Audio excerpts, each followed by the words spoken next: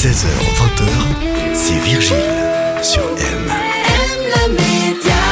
Tout de suite, comme tous les lundis, les experts en mode nutrition, santé. Et justement, nous avons notre nutritionniste M, c'est Michael Marquis qui est avec nous. Salut Michael. Bonjour. Alors, le Nutri-Score, aujourd'hui, on va parler de ce phénomène que l'on retrouve de plus en plus sur les produits, les emballages, lorsque l'on fait nos courses. Le Nutri-Score va changer ses algorithmes début avril 2024. Pour commencer, à quoi sert le Nutri-Score dans les grandes lignes ? Alors, c'est un indice qui permet en fait aux consommateurs et aux consommatrices de comparer deux mêmes produits. Par exemple, deux yogourts, et puis ces indices sont basés donc sur des couleurs, du vert au rouge, donc on comprend assez facilement, et puis également avec des lettres de A à E. Est-ce que vous recommandez le Nutri-Score d'un point de vue nutritionnel ?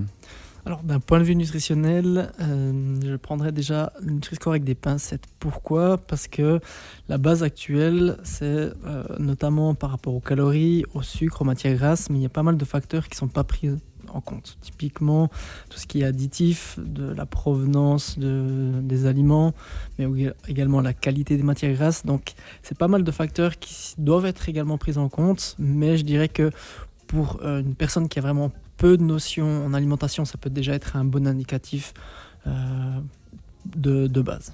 Qu'est-ce qui va changer concrètement après le mois d'avril ?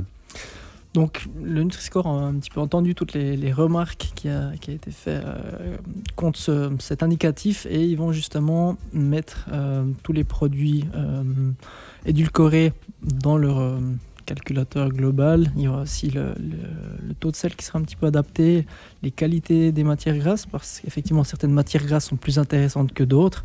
Ça sera adapté encore à quelques autres points, mais c'est dans les grandes lignes ça les changements qui vont être faits. Donc ils vont changer certaines normes de manière plus stricte peut-être, hein. Alors, ce ne sera pas forcément plus strict, mais ce sera plus intéressant, et justement parce qu'il y aura plus de facteurs qui seront pris en compte pour comparer certains produits. Avec ces changements, ce sera plus intéressant qu'avant pour choisir ces aliments. Ça va nous aider. Ça sera effectivement plus intéressant. Typiquement, si on prend les boissons sucrées édulcorées, jusqu'à maintenant, une boisson zéro, donc avec des additifs, c'est considéré comme un aliment intéressant d'un point de vue nutritionnel selon le Nutri-Score. Dès avril, ça sera justement un aliment qui sera plutôt à éviter. Donc, pour cet exemple-là, ça sera plus intéressant. Après, encore une fois, il reste des facteurs qui ne sont pas pris en compte, comme par exemple la provenance, aussi la saison du produit. Et ça, il faut encore prendre un petit peu plus la globalité du produit d'un point de vue nutritionnel. Le Nutri-Score concerne tous les aliments, aussi bien ceux qui se mangent que ceux qui se boivent ? Effectivement, mais après, toutes les marques n'ont pas mis le Nutri-Score. Ça, c'est en train d'être changé, mais ça concerne en tout cas aliments et boissons, oui.